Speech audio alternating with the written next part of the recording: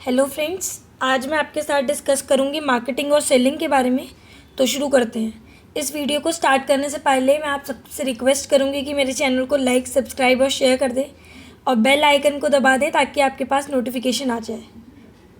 तो हम देखेंगे कि मार्केटिंग और सेलिंग क्या होता है। मार्केटिंग और सेलिंग जो है वो अलग अलग होती हैं, वो दोनों बराबर नहीं है। क्यों नहीं है? बिकॉज मार्केटिंग जो है वो वाइडर कॉन्सेप्ट है, ठीक है, और जो सेलिंग है वो नैरो कॉन्सेप्ट है। कैसे? क्योंकि जो मार्केटिंग है उसके अंदर सेलिंग तो आता है, लेकिन सेलिंग के अंदर मार्केटिंग नहीं आता। मैं इसकी डेफिनेशन समझाती हूँ आपको। सेलिंग क्या होता है? खरीदना और बेचना गुड्स को, ठीक है, वो सेलिंग है। अगर सेलर ने अपने जो गुड्स हैं वो किसको बेच दिए? बायर को, ठीक है, तो सेलिंग हो गई। लेकिन मार्केटिंग जो है वो सेलिंग बाइंग के साथ साथ और भी फैक्टर को कंसीडर करती है। जैसे कि हम बोल सकते हैं कस्टमर सेटिस्फेक्शन, और सेकंड चीज़ नीड्स को पहचानना कि कस्टमर क्या चाहता है, identifying the needs of the customer, ठीक है, किस तरीके का प्रोडक्ट चाहता है कस्टमर। तो ये सारी चीज़ें के ऊपर वर्क करके फिर मार्केटिंग होती है, ठीक है। तो सेलिंग क्या होगी? खरीदना और बेचना गुड्स का, लेकिन मार्केटिंग क्या है? गुड्स को खरीदना और बेचना प्लस उसके साथ कस्टमर की नीड्स को ध्यान में रखते हुए उसको फुलफ़िल करना, उसके लिए बेहतर ऑप्शंस बनाना, ठीक है, और उसको क्वालिटी देना। तो ये सारी चीज़ें फोकस करती है मार्केटिंग कि प्रोडक्ट बिक भी गया है ना, उसके बाद भी वो सर्विसेज देती है। लेकिन सेलिंग क्या होता है? एक बार ट्रांसफ़र कर दिए गुड्स को, ठीक है, किसको दे दिया गुड्स? सेलर ने बायर को दे दिया, उसके बाद बायर से कोई लेना देना ही नहीं है उस इंसान को। लेकिन मार्केटिंग चाहती है कि मैं अपने कस्टमर को सेटिस्फाई करता रहूं, ठीक है, और वो ताकि वो लॉन्ग टर्म में हमारे साथ बना रहे। लेकिन सेलिंग क्या है? शॉर्ट टर्म, खरीदना और बेचना ओनली। तो हम इनके डिफरेंस देख लेते हैं। मार्केटिंग की डेफिनेशन लिखी हुई है। Marketing is a process of exchange of goods and services को एक्सचेंज करना, ठीक है। किसके लिए एक्सचेंज करना? फॉर मनी, पैसे के लिए, या कोई ऐसी चीज़ के लिए जो उसके वैल्यू की हो, ठीक है। वाइल जो सेलिंग है वो क्या होता है? वो एक प्रोसेस होता है जिसमें गुड्स एंड सर्विसेज एक्सचेंज करे जाते हैं, ठीक है, बायर से और सेलर के बीच में। यानी कि सेलर जो है वो बायर को बेच देता है गुड्स, ये सेलिंग हो गई। वाइल जो मार्केटिंग है वो सेलिंग और बाइंग के साथ साथ कस्टमर की नीड्स और अदर फैक्टर्स पे भी फोकस करती है। Marketing is broad concept. Marketing जो है वो काफ़ी बड़ा कॉन्सेप्ट है, वाइल जो सेलिंग है वो कैसा कॉन्सेप्ट है? वो नैरो कॉन्सेप्ट है। तो इसके बारे में हम डिटेल में समझते हैं। तो मार्केटिंग जो है वो ब्रॉडर कॉन्सेप्ट कैसे है? मार्केटिंग के अंदर क्या आता है ना? मार्केटिंग रिसर्च, ठीक है। मार्केटिंग, जब हम चीज़ों को बेचने जा रहे हैं तो हम सबसे पहले मार्केट में जाके रिसर्च करेंगे, ठीक है।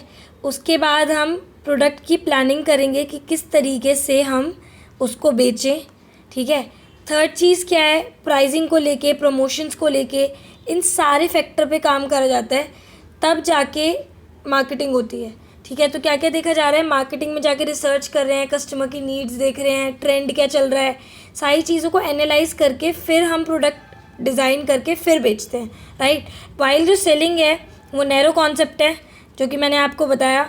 उसका सिर्फ मोटिव एक ही है, बायर और सेलर के बीच में कनेक्शन बनाना। बेसिकली सेलर जो है अपना प्रोडक्ट बेच देगा किसको? बायर को, और इसी के साथ सेलिंग ख़त्म हो जाएगी। मार्केटिंग जो है वो पहले से ही शुरू हो जाती है। कैसे शुरू हो जाती है? देखा होगा अगर आपने, फ्लैट्स वगैरह बनते हैं तो फ्लैट्स वगैरह बनने से पहले ही क्या होता है? बिकना शुरू हो जाता है। वो उन्हें क्या करते हैं? वो बोलते हैं कि आप पहले ही ख़रीद लो, पोस्टर लगने शुरू हो जाते हैं, ठीक है, लोग जानना शुरू कर देते हैं उसके बारे में।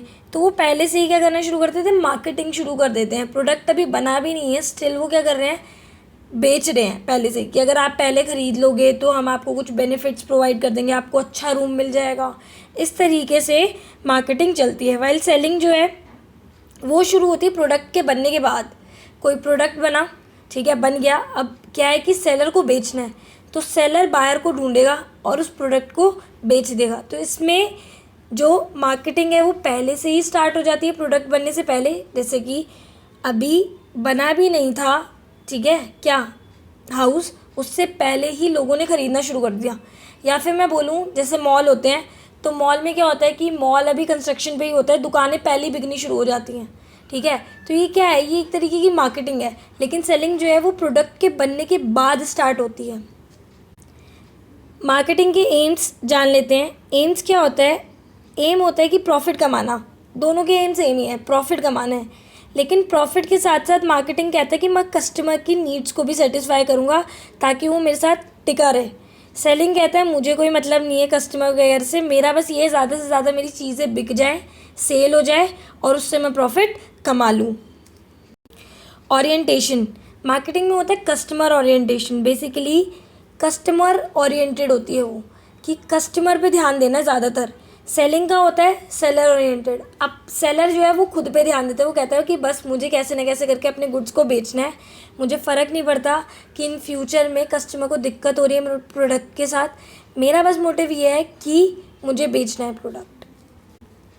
मार्केटिंग में जो रिलेशनशिप होता है वो एक सेलर का बहुत सारे बायर्स के साथ होता है। सेलिंग में बस क्या होता है, एक सेलर का कनेक्शन सिर्फ एक बायर से होता है। मार्केटिंग के एम क्या होता है ना, converting customer need into product. Basically customer जो प्रोडक्ट चाहता है उस तरीके से प्रोडक्ट को डिज़ाइन करके कस्टमर तक पहुंचा देना। और सेलिंग का होता है जो प्रोडक्ट बना हुआ है ना उसको कैश में कन्वर्ट कर लेना, बेसिकली सेलर से बायर को बेच देना, बस ये इनके एम्स होते हैं। तो इसमें मार्केटिंग में क्या कर रहा है, कस्टमर की नीड को पहचान रहा है, उसी के जैसा फिर प्रोडक्ट। रतन टाटा जी सिग्नल में अपनी कार में बैठे हुए थे, वो बाहर देखते हैं कि एक जेंट्स और एक लेडी बाइक पे है, उनके साथ उनका बच्चा भी है और बारिश हो रही है और लेडी जो है वो बेसिकली कवर कर रही है अपने बच्चे को ताकि वो भीग ना जाए। तो इसमें क्या हुआ कि रतन टाटा ने जब ये देखा तो उन्होंने कहा कि ये बाइक की रेंज तक क्यों नहीं ये कार अफोर्ड कर सकते, क्यों नहीं मैं बना सकता इनके लिए।